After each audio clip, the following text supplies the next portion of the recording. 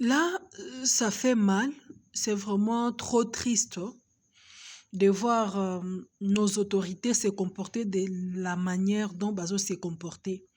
Na moment où toza agressé na Rwanda. Guerre na République démocratique du Congo.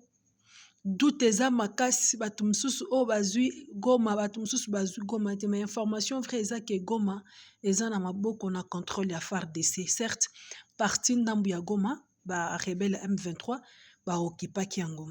Alors tomoni ba jeune, la population congolaise ba telemaki lelo pona kosala marche na bango liboso ba ambassade batumbi ba saccadé. Donc ils étaient en colère contre l'Union internationale, contre Mindele, contre ba Rwandais. Babanda koloba boye Félix aleka na négociation te, alanda distraction ya Mindele te, parce que balobaka bongo baza ba allié ya Rwanda. Alors ba discours nyonso ya nani ba réunion ba négociation nani makambo nyonso bazo sala wana conseil de sécurité ya eza ça n'aboutit à rien po ebanda lelo te ba réunion wana yango monaki ba kinois bazalaki na balabala ba saccager ba piller ambassade ya Rwanda ya Uganda, ambassade ya France et quelques ambassades balingi lisusu Mindele te na mboka na biso, parce que bango nde mutu bazo soutenir Rwanda, bazo distraire biso. Mais chose grave, bozo landa nazo tika bino bo landa événement nyonso ndenge eleki ndenge ba piller bako sala marche. C'est vrai, ce que nous condamnons eza ya ko panza ba bien public, ko panza ba bien public nde eza mabe neti ndenge batombi ambassade wana, ambassade ya Uganda eza nde ba établissement public, ambassade ya France ndenge eziki moto wana, mais eza ba bien public o ezo sengela to gardango to sevango. Mais awa problème eza komona déclaration ya ministre ya intérieur Madame Eugénie nazotika bino bolanda ndenge azoloba. D'après lui, ba manifestant o bazalaki lelo na balabala pona ko déclarer droit pona ko senga c'est que Mindele bakende Tshisekedi aleka na négociation te. Il y avait les infiltrés rwandais. D'après Madame Eugénie, ba infiltrés rwandais nde mutu batumbi ba ambassade ba sali ba désordre wana. Comment nous sommes dans quel pays? Comment nous pouvons valoriser Rwanda et nous voyons les Rwandais partout? Vous êtes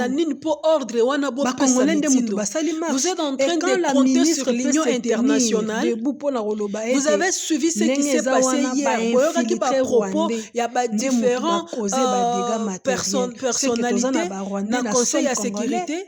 Il y a trop d'hypocrisie. Je pense que ils accusent que les Africains d'après moi, je voulais suivre et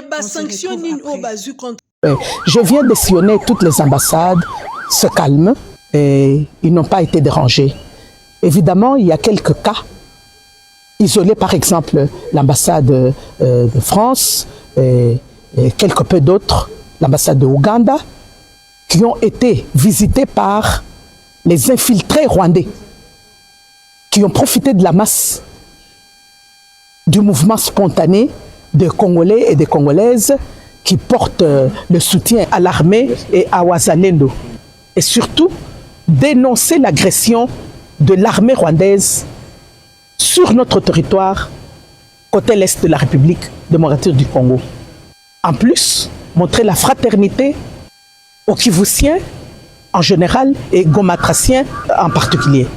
Je suis désolée pour tout ce qui est arrivé dans certaines ambassades et je félicite la spontanéité et la rapidité de notre police nationale. Puisque dans moins de 45 minutes, la police est intervenue. Donc voilà, nous suivons les restes.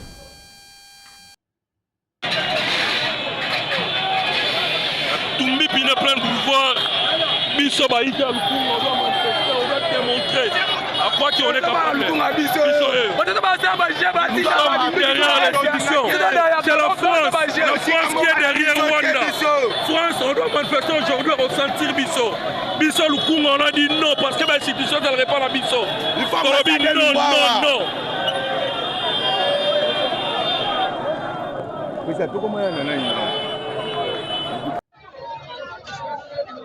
Voilà. L'ambassade de France yango oyo ezobukana déjà. Batu bazobuka yango. Déjà batumbi yango. Ekoti déjà moto. Donc awa eza somo. Ambassade de France ezikami. Poto lakisa bango kanda ya ba peuple congolais. Ke biso tosakanaka te. Na ba jeune na ba venture ba policier ba tokangi bango kuna moya olekeza te.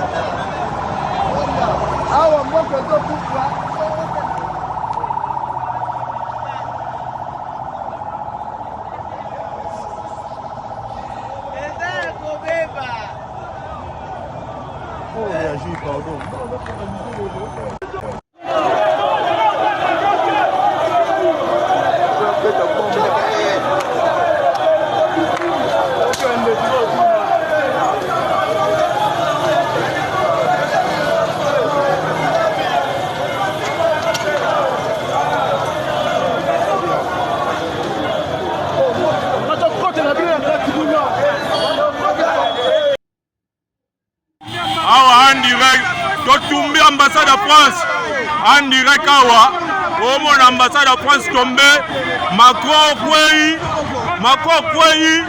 l'ambassade de France tombé, toi Sabino toi na kanda mabe, papa mokonza mboka toi senga consigne, toi tumba Rwanda na mkolo moko Rwanda zelo wote, toi tobito kota Rwanda kwa ka lelo Rwanda zelo wote. Donc toi senga raka consigne pesa mabena pata pati. En tout cas, tu as continué à faire ça. Rwanda est le côté pour Rwanda. Ah. En tout cas, il y a l'ambassade de France tombée. Lelo, Internet, pour mon abisso. Ah, on a Kinshasa, lelo mardi. Ah, lelo mardi à travers 11h. Hein. Voilà.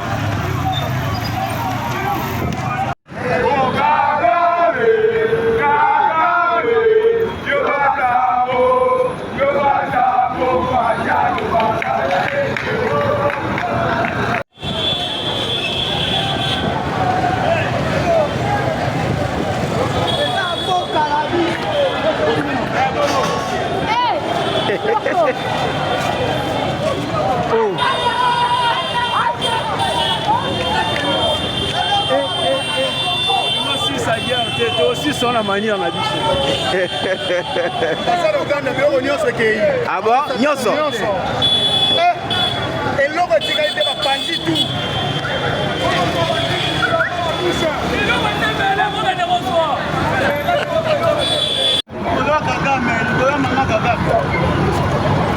Kagame.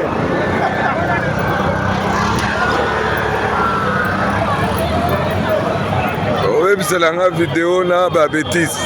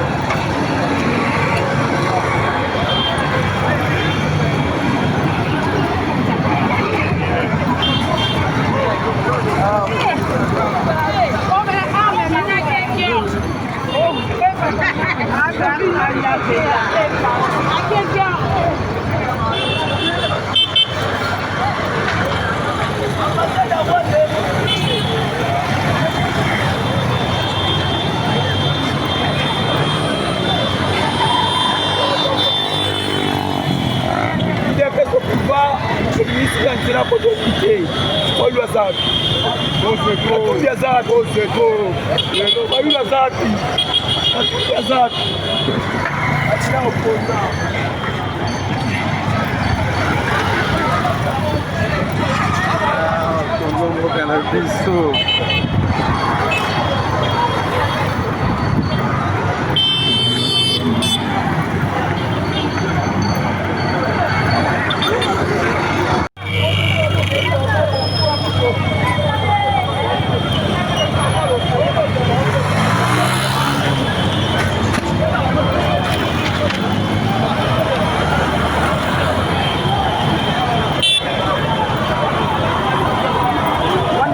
Quitter la pena.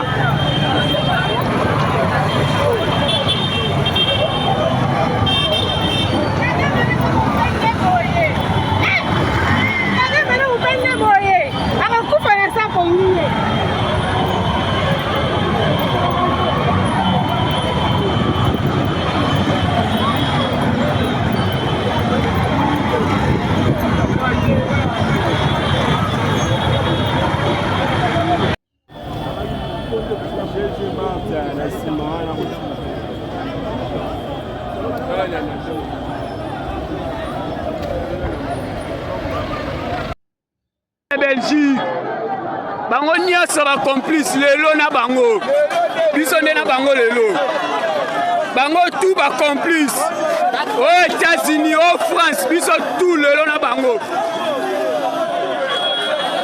patrie ou la mort nous vaincrons pas de Congo sans Goma.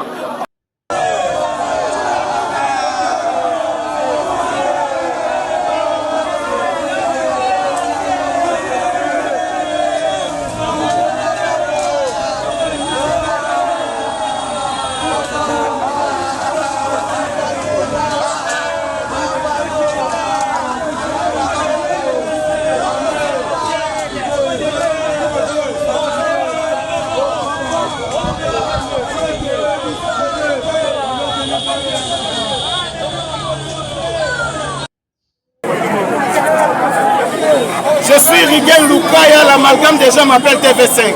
Je suis en rage. Je suis parmi les grands lutteurs de ce pays.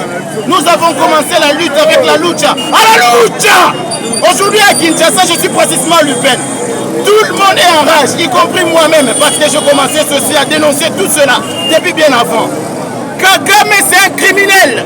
Kagame c'est un sanguinaire. Kagame mérite la mort et la pendaison. Et aujourd'hui, comme toute la population de la RDC a pris conscience, Muluba, Mungala, Mutetela, Muswahili, Mongo, Mukongo, tout le monde ensemble comme une seule personne. Yes. Aujourd'hui, Totelemi Bissonyoso, Esprit Wazalendo, à la lucha toujours.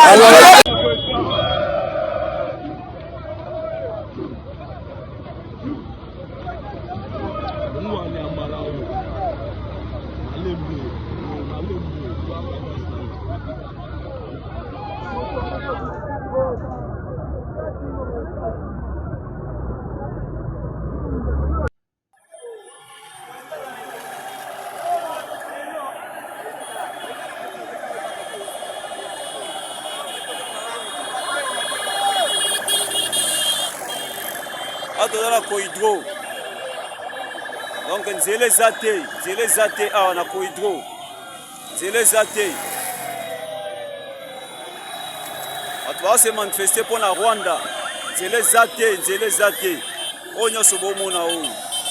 Nzela zate.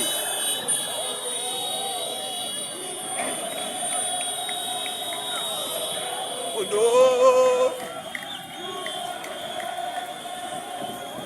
Moya mobudu.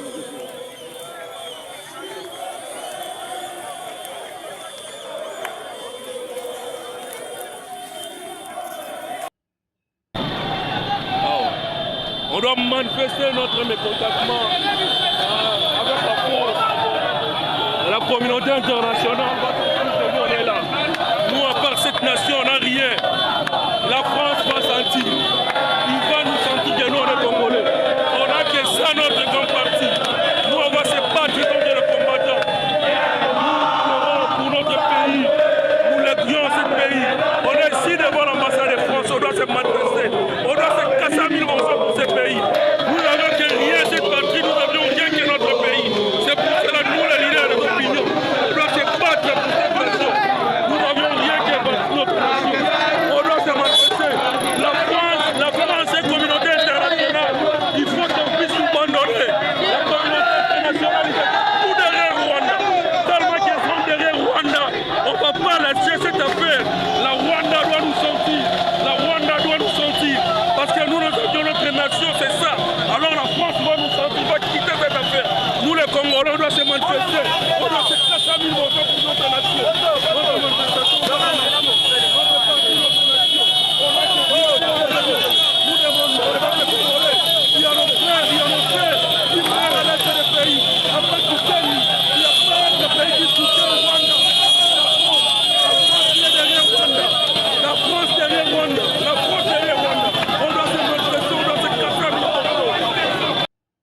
peuple congolais, bande konabiso ya République démocratique du Congo partout bozwami. Maya miswe kitingai, tozana kanda à ce moment ici, bande konabiso à FRDC, ba kotiti na gizengi. Oh biso totika la ko komate, ba sala na biso nyoso depuis 96. Mais Fachi Beto Moukwa Tombolo, le garant de la nation, le commandant suprême à la Kisibo Kassinaye, les combattants, soldats congolais, les Ouazalendo, nos forces spéciales, et ils ont démontré à quoi qu'ils sont capables. On doit arriver jusqu'à Kigali, nous aussi. Bravo na soldats Nabiso, bravo Kombozali déterminé. Nous, le peuple congolais, bande Kobozwani la diaspora, partout dans Mokili, bon manifester mécontentement contre le complot de la communauté internationale pour la nation Nabiso. Nous, on n'a que rien, à part notre patrie. Ce que nos aïeux nous a légué, c'est la République démocratique du Congo. On est déterminés. Bravo aux soldats congolais, bravo FRDC, bravo aux Azalendo.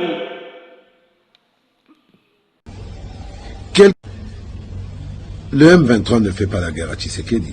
Détrompez-vous. Il fait la guerre à tous les Congolais pour pouvoir s'accaparer des richesses de tous les Congolais. La gestion de l'État ou la gestion des finances publiques est une chose.